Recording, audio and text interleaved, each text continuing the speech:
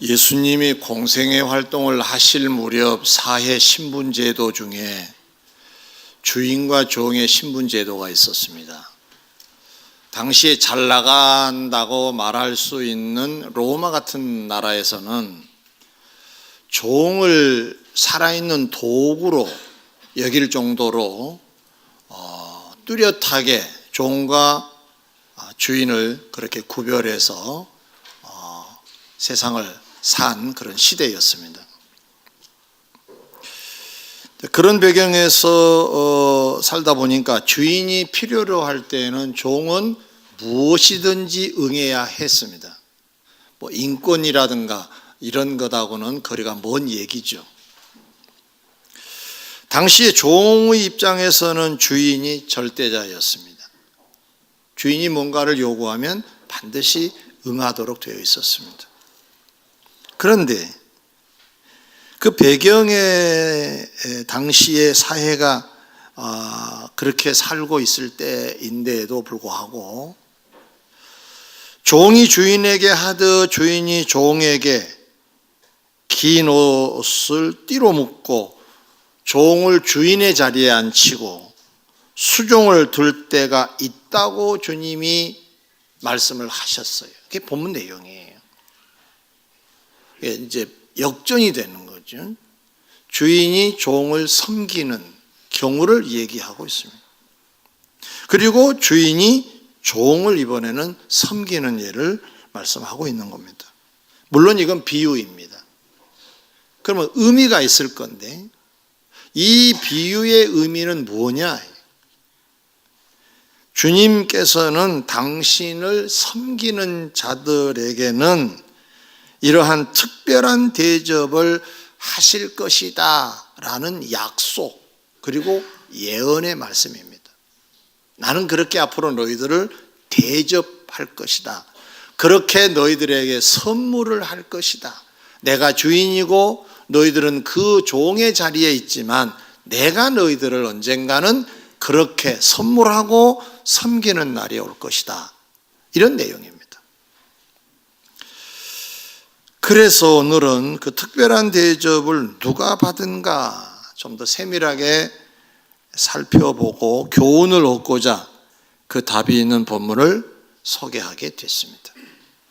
자, 그러면 천국에서 주님이 대접을 해 주신다. 얼마나 좋겠습니까?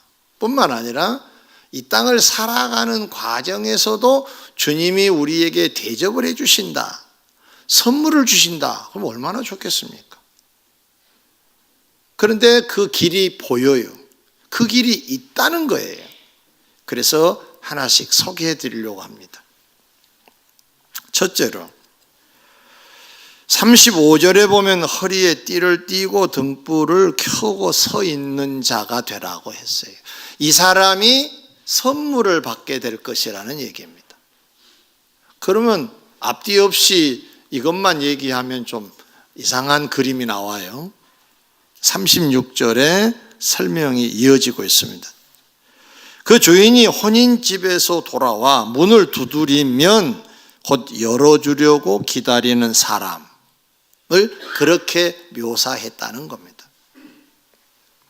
그런데 그 당시 결혼식은 저녁에 주로 거행이 됐다고 합니다. 낮이 아니고 오전이 아니고 저녁. 그러면 결혼 예식이라고 하는 게 있는 건데 예식이 끝나면 피로연을 다들 하잖아요. 근데 그 피로연이 저녁에 이 예식이 끝나면 이제 저녁 이후 시간 밤으로 이어지겠죠. 그리고 끝나서 집으로 돌아가면 시간대가 어떻게 되겠습니까? 밤중 아니면 심지어는 거리가 먼 데서 오는 분들 같은 경우에는 새벽에 집에 도착하기도 했다고 합니다. 그 불투명한 시간대에 도착한 주인을 섬기기 위해 허리띠를 졸라매고 일하는 폼이지요. 등불을 밤이니까 준비하여 기다린 사람. 그런 의미를 갖고 있습니다. 35절의 말씀. 자, 주인의 입장에서 이제는 그 종을 바라봅시다. 얼마나 고맙겠습니까? 물론 종이니까 그렇게 하지만 자기 한 사람을 위해서 지금 잠도 안 자고 저녁 내 준비해서 등불을 준비해서 지금 두드리면 바로 열어주려고 폼 잡고 있는 이 종을 볼 때 감동이 되지 않을까요? 아무리 절대자의 자리에 있는 주인들이라 하더라도. 그래서 그럴 경우에 종에게 수고했다고 칭찬하고 대접하겠다는 뜻이에요. 여러분, 만약에 주인을 기다리는 그 종이 등불을 들고 계속 대문 앞에서 서성거립니다. 두드리면 바로 열어주려고. 그 얼마나 긴장을 했겠습니까? 계속 서서 돌아다녀야 됩니다. 앉으면 졸 수도 있으니까, 잘 수도 있으니까. 그럼 다리도 아팠을 겁니다. 만사를 다 제쳐놨어요. 그걸 주인이 안 거죠. 수고가 많았구나. 그래서 주인의 자리에 종을 앉히고 당신이 허리띠를 묶고, 주인이 종처럼 허리띠를 묶고 일할 폼을 잡고 섬겨주겠다는 내용이에요. 그 준비가 된 사람에게 주님은 대접하시겠다는 건데, 이걸 조금 더 설명을 덧붙이시기를 이런 비유도 말씀해 주셨어요. 도둑이 어느 때에 이럴 줄 알았더라면 그 집을 뚫지 못하게 하였으리라 그랬어요. 도둑은 예고 없이 오지요. 그런데 만약에 그 집 주인이 도둑이 올 걸 예상하고 만전을 기해 놨다고 한다면 아무리 밤중에 오든 새벽에 오든 간에 뚫리지 않겠지요. 준비를 얘기한 거고 예측 불허의 시간을 동시에 얘기한 겁니다. 그런데 이 비유 중에 우리가 조금 눈여겨봐야 될 부분이 있습니다. 그 준비 시간대를 설명하기를 38절에 보면 주인이 혹 2경이나 혹 3경에 이르러서도 종들이 그같이 하고 있는 것을 보면 그 종들은 복이 있으리로다 그랬어요. 여기에 2경이라는 말과 3경이라는 말이 나옵니다. 이건 유대 시간법을 우리가 좀 알아야 되는데요. 유대라고 하는 나라에서는 로마하고 좀 비슷했어요. 시간이 조금 차이가 있을 뿐이지. 근데 이 유대에서는 저녁을 3등분 했습니다. 초저녁에서 한 10시까지, 초저녁 시간이죠 사실은. 이걸 1경, 10시에서 한 2, 3시까지가 2경, 그 다음에 2, 3시에서 동틀 때까지를 3경, 그러면 저녁이 3등분 되는 거죠. 근데 초경은 뭐 다들 잠자지 않을 때니까 두드리면 열어줄 수 있어요. 근데 2경이나 3경이 됐다는 얘기는 어려운 시간대를 말합니다. 잠자는 시간대, 일을 멈추는 시간대, 다들 쉬는 시간대를 말합니다. 이 속에 매우 중요한 복의 원리가 있습니다. 다 잠자더라도, 다 일손을 멈추더라도, 쉽지 않을 때라도 힘들고 불이익이 되더라도 주를 위하여 예비하고 있는 자라면 그 수고를 주님이 아시기에 대접하시겠다는 말씀이에요. 어떤 분 가정 얘기입니다. 아내에게 그동안에 잘 못하다가 어느 날부터 아내에게 지극정성으로 사랑을 하기 시작했다는 그런 얘기를 들은 적이 있습니다. 그 배경을 들어보니까 어느 날 자기가 회사에서 늦게 일을 마치고 들어가는데 아내가 잠자지 아니하고 기다리고 있더라는 거예요. 너무너무 미안하고 너무너무 어떤 여러 감정이 생기더라는 거예요. 고맙고, 이 여자가 나에게 시집을 왔는데 내가 해준 것도 없는데 지금 몇 시에 들어간다고 당시에 그렇게 전화가 잘 되지 않을 때였으니까. 그런데도 기다려주는 것이 너무 고마워서 이 여자를 위해서 평생 내가 헌신해야 되겠다는 생각이 들어서 그때부터 아내에게 잘했다는 그런 일화입니다. 사람과 사람의 관계에서도 고마우면 고마움의 표시를 하지요. 주님이 그러시겠다는 거예요. 당신을 위해서 수고하고 애쓰는 사람을 그냥 지나치시지 않겠다는 뜻이에요. 그러면 오늘 우리가 얻고자 하는 교훈이 뭡니까? 주님의 대접을 받고자 하는 사람, 주님의 선물을 받고자 하는 사람은 주를 위해서 뭔가 하고 있는 사람이어야 된다는 거잖아요. 옷을 묶고 등불을 켠 것처럼 언제든지 주님이 원하시면 달려나갈 수 있는 자세로 사는 삶. 성도 여러분, 예수님은 재림에 주님으로 다시 오실 것인데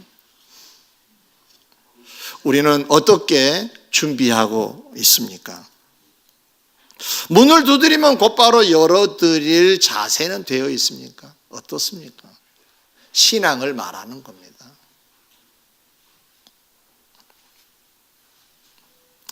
있는 자에게 주님의 특별한 선물은 주어지겠지요. 그런 준비가 있는 사람에게. 아까 말씀드린 대로 그 이유는 주를 위한 자로 살기 때문에 고마워서, 주님이 감동받으셔서 그렇게 해 주시겠다는 약속입니다. 우리 교회 창립 36주년 예배를 우리는 준비하고 있습니다. 36주년 예배라는 어떤 겁니까? 36주년의 기념일에 주님이 오셔서 우리 절 받으실 건데 우리가 절하는 날이고 그게 예배잖아요. 그러면 그날 우리가 그동안에 이렇게 준비했습니다라고 하는 것도 드리면서 절해야 맞지 않겠습니까? 그게 그래서 그날 부끄럽지 않는 우리가 되기 위해서 생명 살리기 운동을 전개하고 있는 겁니다. 왜냐?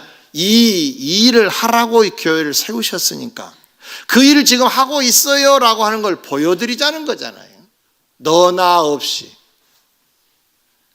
바로 지금 그렇게 준비하고 있고 그렇게 그날 드릴 수 있다고 한다면 우리는 주님의 선물을 그날도 받게 될 줄 믿습니다. 두 번째로, 누가 주인의 특별한 선물을 받을 수 있을까? 방금 전에 혼인집에서 돌아온 주인을 위해 허리에 띠를 띠고 등불을 켜서 서 있는 비유를 말씀을 하셨죠. 제자들이 주님께 이 비유를 물어요.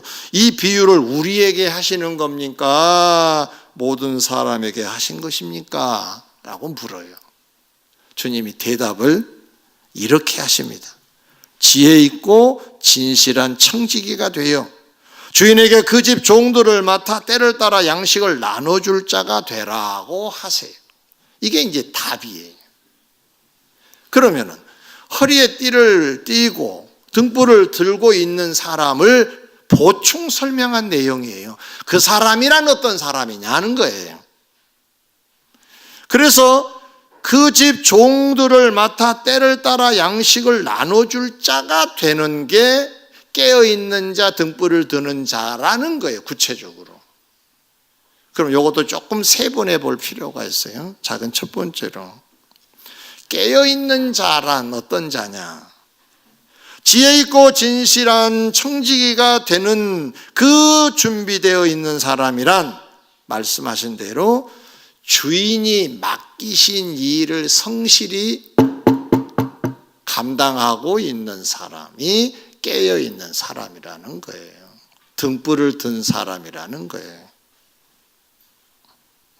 주인이 언제 올지 모르지만은 종이 할 일을 하고 있는 사람이 깨어있는 사람, 상 받을 사람, 선물 받을 사람이라는 말씀입니다. 그런데 종종 보면 주인이 언제쯤 오겠지, 전에는 언제쯤 왔으니까 하고 시간이나 체크하고 요령이나 피우고 있는 사람은 여기에 해당이 되지 않는다는 거예요. 우직하게 자기 일, 맡은 일을 성실하게 감당하고 있을 때 주님은 그때 나타나셔서 특별한 선물을 주실 거라는 거죠. 여러분이 어떤 회사의 오너라고 합시다. 직원들에게 어떤 일을 맡겼어요. 내가 아마 저녁 늦게 올 것이다 라고 예고를 했어요. 원래 그렇게 예상이 됐는 시간대가. 근데 일이 일찍 마쳐서 초저녁에 들어갔는데 직원들이 그냥 요령이나 피우고 화투나 치고 술이나 마시고 있으면 화나지 않을까요? 그들에게는 대접하지 않죠. 그 자기가 올 시간대도 아닌데 정말로 묵묵히 자기 일을 성실히 하고 있다면 감동을 받겠지요. 오늘은 회식이다 아마 그러지 않을까요? 오늘은 같은 의미예요. 같은 의미입니다. 누가복음 19장에 보면 문화 비유가 나오죠. 우리가 잘 아는 비유인데요. 주인이 타국에 가서 왕위를 받아가지고 오려고 떠납니다. 자기 집에 10명의 종들이 있었는데 다 불러 모아요. 그 종들에게 하나씩 문화를 남겨줍니다. 우리식으로 말하면 한 100만 원씩 나눠줬다고 가정을 합시다. 이걸 가지고 장사를 하라고 지시를 하고 떠납니다. 내가 왕위를 받아가지고 올 것이다. 내가 이제 돌아오면 왕이 된다. 그러면서 그걸 맡겼습니다. 한참 있다가 왕위를 받아가지고 주인이 돌아옵니다. 종들을 다 불렀습니다. 그런데 그 종들이 10명인데 세 유형으로 나누게 됐습니다. 첫 번째 유형은 하나를 가지고 10개를 남긴 사람들이었습니다. 10개를 남겼다는 말은 많이 남겼다는 뜻입니다. 그 사람에게 주인은 이렇게 말합니다. 내가 이제 왕이 되었다. 너희들은 앞으로 10고을을 다스리는 권세를 받아라 하면서 지도자로 임명을 합니다. 두 번째 유형의 사람들이 왔습니다. 하나를 가지고 우리는 5을 남겼습니다. 너희들도 잘했다. 왕이니까 임명권자입니다. 그래서 5고을을 다스리는 권세를 받으라 하고 임명해서 통치자가 되도록 해줍니다. 이제 마지막으로 한 그룹이 남은데 그 사람은 한 문화를 그대로 가지고 왔습니다. 이유를 댔습니다. 그런데 주인은 평가를 내리기를 다른 사람들에게 이 한 문화를 가져온 종의 그 한 문화를 빼앗아서 있는 자에게 주라고 얘기를 합니다. 자, 이 비유에서 주님이 하고 싶으신 말씀이 무엇인가요? 당시 주인이 떠나면서 문화를 맡게 장사하라 그랬는데 저도 옛날에 장사를 해봤어요. 근데 장사가 쉽지 않아요. 사업하신 분들 쉽지 않죠? 참 어렵습니다. 그런데 그런 과정을 다 이기면서 장사해서 수익이 되게 한다, 남게 한다, 이게 쉽지 않습니다. 어려움을 다 극복해서 10개를 남겼다는 얘기입니다. 주인이 알고 대접을 그만큼 한 겁니다.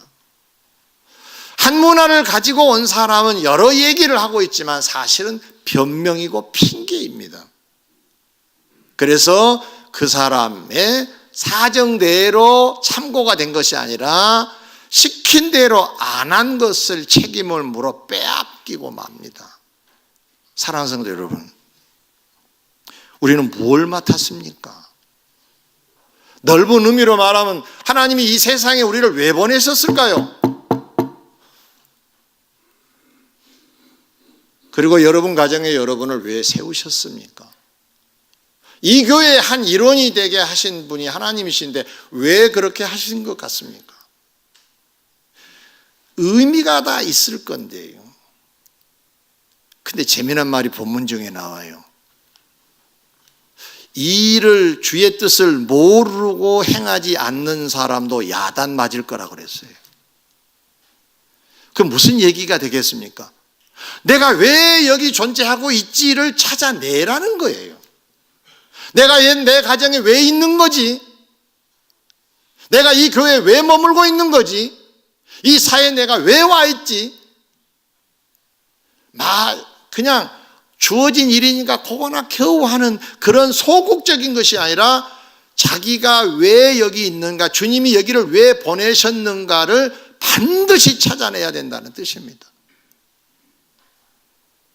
그 일을 하는 자가 깨어있는 자고 등불을 들고 있는 자가 되기 때문에 바로 대접을 주님이 하시겠다는 말씀입니다. 우리는 지금 36주년을 기념하기 위해서 늘 기도하고 준비하고 있습니다. 그 36주년을 우리가 내다보면서 우리에게 주님이 지금 맡기신 일들은 무엇일까요? 생명 살리기 일을 맡기신 거잖아요. 그러면 이에 해당된 우리가 되고 있어야 그날 부끄럽지 아니하고 언젠가 주님이 베푸실 선물을 받을 수 있을 거 아닙니까? 여러 이유로, 나 잘 몰라서 그랬습니다 등등의 이유라도 그래서 우리가 그 일을 하지 아니하고 있다면 선물은 받을 수 없겠죠. 그러면 마지막으로 두 번째, 주님의 특별한 선물을 받을 자는 어떤 자일까? 본문에 보면 베드로가 앞부분을 말씀에 대하여 묻습니다. 그때 설명을 덧붙입니다. 주님이 45절, 만일 그 종이 마음에 생각하기를 주인이 드디어 오리라 하여 남녀 종들을 때리며 먹고 마시고 취하게 되면 생각지 않는 날 알지 못하는 시각에 그 종의 주인이 이르되 엄히 때리고 신실하지 아니한 자에 받는 벌에 처하리니 그랬어요. 정리해 보면 이런 말입니다. 깨어 있어야 된다. 맡은 일을 잘해야 된다. 그러면 주인의 대접을 받는다. 선물을 받는다. 이렇게 강조하신 예수님이 반대편에서 지금 보충 설명을 하고 계신 거예요. 이 경우는 어떤 경우냐? 이 맡은 일을 성실하지 못하고 게으르고 나태하고 핑계대고 악용하면 특별한 선물은커녕 벌을 받게 될 것이라는 말씀이에요.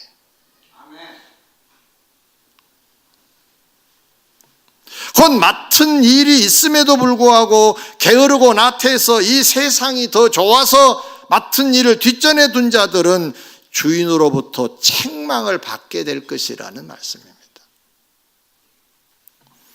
그렇다면 선물을 받는 자란 맡은 일이 무엇인가를 알고 게으르지 않아야 되겠죠.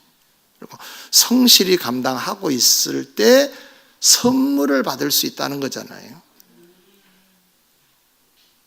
이스라엘의 초대왕 사울은 한 나라의 왕으로 세움을 받았습니다. 나라를 잘 다스리라고, 부국한 나라가 되라고, 하나님 잘 섬기는 나라가 되라고. 그런데 그는 딴짓을 하고 맙니다. 권력의 욕심이 눈이 어두워서 다윗의 충성스러운 종을 알아보지 못하고 정적으로 여기고 그를 죽이고자 하는데 혈안이 됩니다. 나라를 지키고 나라를 위하여 살아야 될 병력 3,000을 빼내서 자기 사욕을 채우는 데 씁니다. 바로 이런 사람은 특별한 대접은커녕 특별한 징벌을 받게 됩니다. 사울과 그 가문이 망한 사실을 성경에서 우리가 봅니다. 많이 맡았으니, 큰 걸 맡았으니 크게 헌신해야 되고 많이 헌신해야 되는데 오히려 반대로 살아서 더 많은 야단을 맞은 사람이 사울입니다. 말씀을 맺고자 합니다. 사랑하는 성도 여러분, 주님이 이 세상에 우리를 보내셨는데 각 가정에 보내시고 교회에 보내시고 이 사회에 보내셨습니다. 왜 보내신 것 같습니까? 허송세월 하라고?